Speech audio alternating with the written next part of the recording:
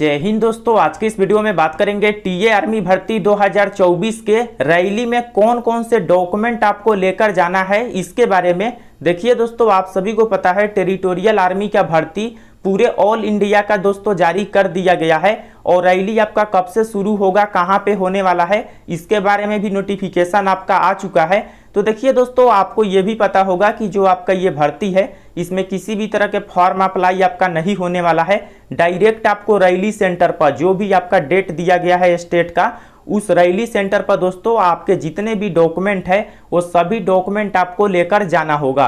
तो कौन कौन से डॉक्यूमेंट दोस्तों वहां पे लेकर जाना है, कौन कौन से डॉक्यूमेंट जो है टेरिटोरियल आर्मी की तरफ से मांगा गया है, वो इस वीडियो में आपको बताएंगे। और दोस्तों, इस भर्ती में अगर आप जाना चाहते हैं तो ये सभी डॉक्यूमेंट आपके पास होना ही चाहिए।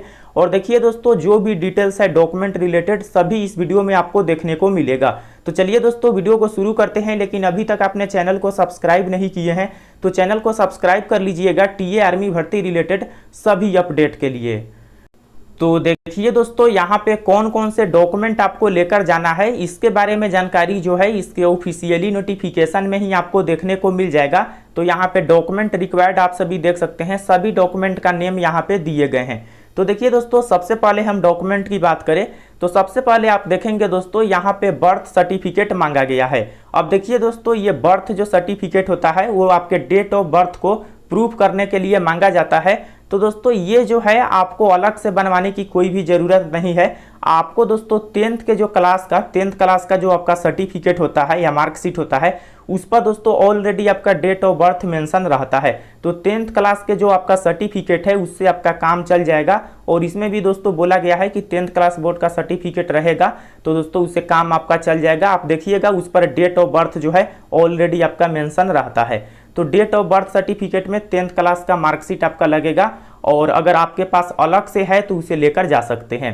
इसके बाद दोस्तों एजुकेशन सर्टिफिकेट, देखिए दोस्तों एजुकेशन सर्टिफिकेट में बात करें तो इसमें दोस्तों अगर आप 10th लेवल के भर्ती में जा रहे हैं, जैसे कि जीडी के लिए जा रहे हैं या ट्रेड्समैन के लिए दोस्तों आप सभी जा रहे हैं, तो इस केस में दोस्तों आप 10th क्लास का जो है आपको सर्टिफिकेट, देखिए दोस्तों जो सर्टिफिकेट है ये ओरिजिनल सर्टिफिकेट होना चाहिए। और इसके अलावा दोस्तों मार्कशीट, तो सर्टिफिकेट और मार्कशीट ये दोनों आपको लेकर जाना होगा। और बिल्कुल ओरिजिनल जो सर्टिफिकेट और मार्कशीट है वहीं आपको लेकर जाना है। ऐसा नहीं कि 2 कॉपी आप लेकर चले जाइएगा, ओरिजिनल आपको लेकर जाना है। और अगर दोस्तों आप क्लर्क के लिए फॉर्म अप्लाई करते हैं तो आपको 10th का और इसके अलावा दोस्तों 12th का दोनों का सर्टिफिकेट और मार्कशीट लेकर जाना होगा। और इसके अलावा दोस्तों आपका ट्रेड्समैन में 8 लेवल का भी भर्ती है। तो अगर आप सभी 8 लेवल के भर्ती में जाना चाहते हैं, 8 लेवल के भर्ती में मेस कीपर और हाउस कीपर का भर्ती है, तो आप 8 का भी सर्टिफिकेट लेकर जा सकते हैं। तो दोस्तों यहाँ पे जिस भी ट्रेड के लिए आप जाना चाहते हैं उसका सर्टिफिकेट एंड मार्कशीट आपको लेकर जाना होगा। इसके बाद दोस्तों नेक्स्ट जो आपका है वो है दोस्तों आपका डोमिसाइल सर्टिफिकेट। देखिए दोस्तों, डोमिसाइल सर्टिफिकेट ये काफ़ी ज़्यादा इंपॉर्टेंट है, निवास प्रमाण पत्र। और ये दोस्तों तहसीलदार या डिस्ट्रिक्ट मजिस्ट्रेट के द्वारा जो है इशू होना चाहिए। तो जो निवास प्रमाण पत्र होता है जिसे परमानेंट रेसिडेंस सर्टिफिकेट भी बोलते हैं, तो ये दोस्तों आपके पास होना चाहिए। और दोस्तों ये लेटेस्ट अगर होगा कोई तो उसे आप लेकर जाइएगा, ज़्यादा पुराना होगा तो आपको यही सलाह देंगे कि न्यू बना लीजिएगा। इसके बाद दोस्तों नेक्स्ट है आपका कास्ट सर्टिफिकेट। तो देखिए दोस्तों, कास्ट सर्टिफिकेट की बात करें तो ये भी आप सभी देख सकते हैं, आपका जो कम्युनिटी सर्टिफिकेट है ये कास्ट सर्टिफिकेट है, ये आपके पास होना चाहिए जो कि तहसीलदार, सब डिविजनल मजिस्ट्रेट या डिस्ट्रिक्ट मजिस्ट्रेट द्वारा इशू होना चाहिए। तो इसमें से कोई भी, और डेफिनेटली है दोस्तों कि अगर आप बनवाए होंगे तो तहसीलदार लेवल का जो है सभी का बनता है सबसे पहले। उसके बाद दोस्तों sub divisional magistrate SDM level का बनता है और डिस्ट्रिक्ट मजिस्ट्रेट लेवल का भी बनता है। तो इनमें से किसी भी लेवल का अगर आपके पास है तो आप लेकर जा सकते हैं। तो कास्ट सर्टिफिकेट भी चाहिए। इसके बाद दोस्तों रिलीजन सर्टिफिकेट। अब देखिए दोस्तों, रिलीजन सर्टिफिकेट की बात करें तो इसकी कोई आवश्यकता नहीं है, क्योंकि दोस्तों ये ऑलरेडी कास्ट सर्टिफिकेट पर इसके बारे में मेंशन रहता है। अगर दोस्तों आपके कास्ट सर्टिफिकेट पर नहीं है तो इसे बना सकते हैं। हालांकि दोस्तों इसकी कोई आवश्यकता नहीं है, आपका काम चल जाएगा कास्ट सर्टिफिकेट से। कैरेक्टर सर्टिफिकेट, देखिए दोस्तों ये काफ़ी इंपॉर्टेंट है, ये तो आपको लेकर जाना ही होगा, क्योंकि दोस्तों ये यहाँ पे क्लियर बोला गया है कि character certificate with photograph issue by village sarpanch या म्यूनसिपल कॉर्पोरेशन या एसएचओ या head of educational institute with in last 6 month. तो यहाँ पे ये बताया गया है कि कैरेक्टर सर्टिफिकेट 6 मंथ से ज़्यादा पुराना आपके पास नहीं होना चाहिए और ये आप कहाँ से बनवा सकते हैं, तो ये आप अपने विलेज के जो सरपंच है, देखिए दोस्तों गांव में जो आपका सरपंच होता है आपको पता होगा, या म्युनिसिपल कॉर्पोरेशन नगर निगम जो होते हैं, अगर आप शहर में रहते हैं तो म्युनिसिपल कॉर्पोरेशन होता है, या दोस्तों एसएचओ होता है, या दोस्तों अगर आप किसी मान लीजिए कि ग्रेजुएशन में हैं या 12th में पढ़ रहे हैं तो जो आपका क्लास का जो हेड जो टीचर है एजुकेशनल का, तो वहाँ से भी मतलब आप अपने स्कूल से भी जो है कैरेक्टर सर्टिफिकेट इशू करा सकते हैं। तो दोस्तों आप अपने अकॉर्डिंग जो भी सुविधा आपको लगे वहाँ से कैरेक्टर सर्टिफिकेट बना लीजिएगा, विलेज सरपंच के द्वारा या म्युनिसिपल कॉर्पोरेशन, या दोस्तों आप अपने स्कूल के द्वारा, या दोस्तों एसएचओ के द्वारा, तो इनमें से किसी के भी द्वारा इशू रहेगा तो काम आपका चल जाएगा। 6 मंथ से ज़्यादा पुराना नहीं होना चाहिए और उस पर फोटोग्राफ भी आपका होना चाहिए, इसे आप ध्यान में रखिएगा।